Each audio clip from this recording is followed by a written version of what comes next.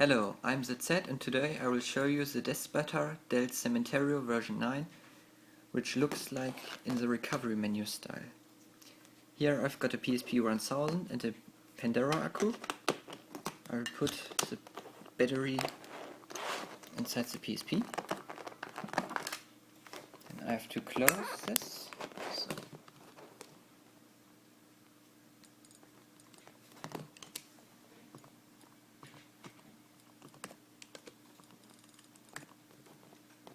As you can see, pre-installed 5.00 M33-4. Now I will run the Time Machine add-on homebrew, which will extract the needed modules from the 6.60 updater onto my memory stick.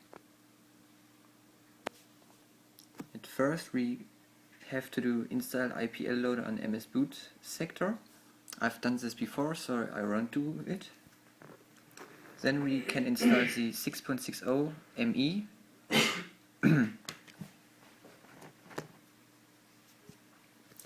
Which looks like this. At first it creates some directions and then it loads the update file, which extracts some files, and this could take some minutes, 1 or 2. Should be very fast if you have an original memory stick.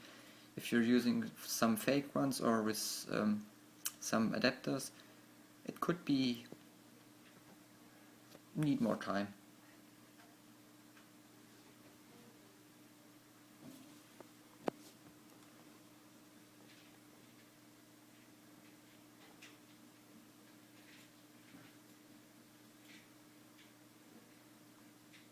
This is something I've seen before while extracting and installing. It's some kind of lagging. It's a load exit.prx, but I guess it's normal.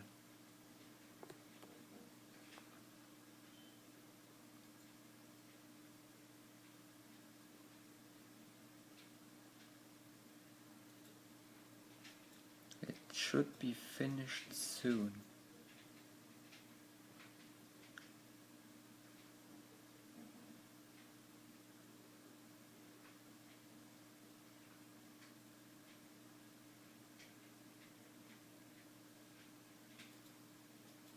Okay, there we go. It's finished. Now we'll exit the homebrew.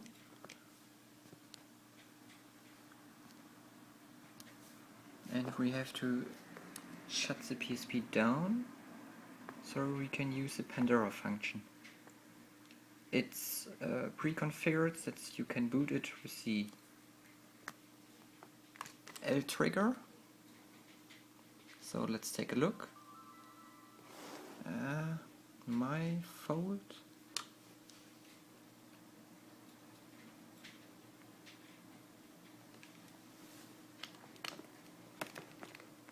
So one more time. And there we go. It looks like the recovery menu of the 6.60 ME custom firmware, but it has pretty nearly every function of the Despertar del Cementerio version 8.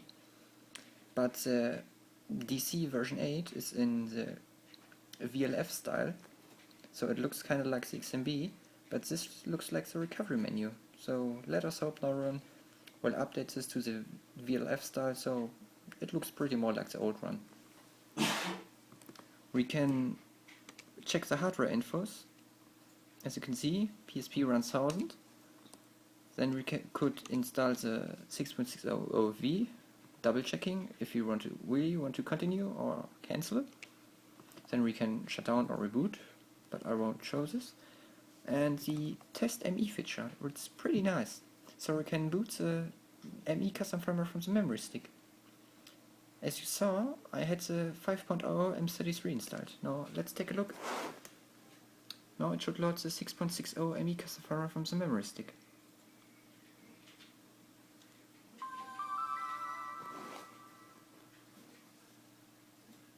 Okay, need to be configured. English, Berlin, time's okay, name doesn't matter.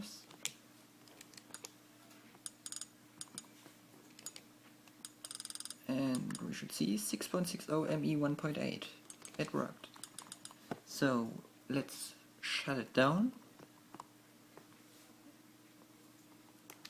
and launch the DC version 9 one more time. There we go. Now we'll install the 6.60 ME custom firmware via Pandora. So we have the 6.60 ME 1.8 installed onto our flash, not just booting from the memory stick. And there we go. It formats all the flashes, it assigns the flashes, and then it loads the PBP file. And like before, it needs some time to extract and install those files, but this time it installs the files into the NAND, not onto the memory stick. Should only take 1, 2, maybe 3 minutes, depends on the memory stick.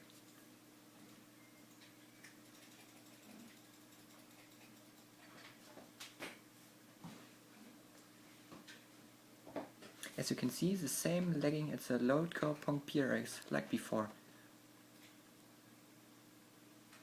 But not pretty long, so 2-3 seconds.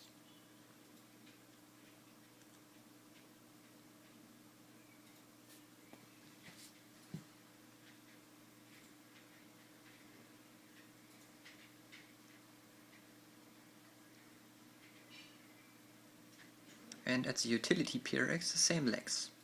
Just a few seconds, but it doesn't matter.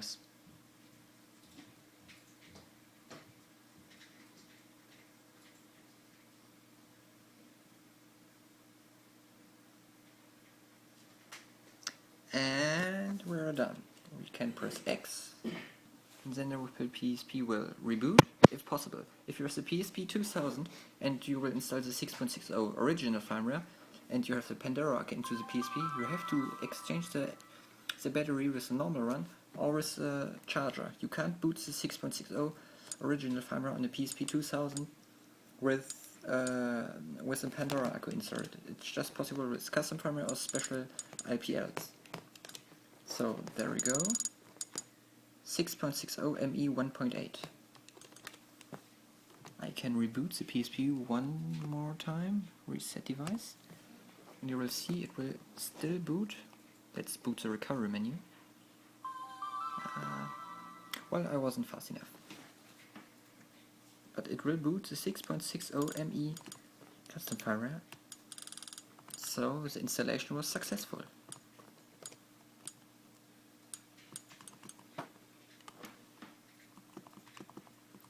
As you can see, ME driver, the ME recovery menu, and pretty interesting is that all the plugins are pre-disabled, so it shouldn't have a conflict with some plugins, so that it should load and install pretty well every time.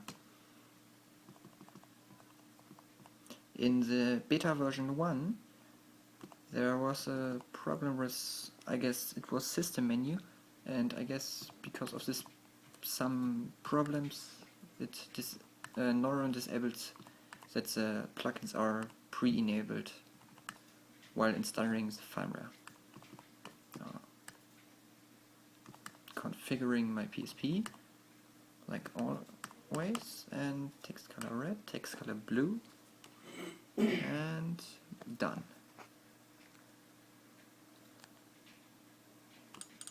Maybe not. Maybe changing the background color. Okay, this is one thing, don't let us call it a bug, but it's pretty annoying that it doesn't flash the 13-27.bmp file, the bitmap file, for the slim colors. While booting with Time Machine, the file is available because you can boot with the same files. You can boot the firmware with the same files on the PSP 2002, so the file is available. But it should install the files onto the flash for the PSP 1000 as well. It's pretty annoying to edit manually. So this was my little review about the Despertar del Cementerio version 9 in recovery menu style. I'm the Z.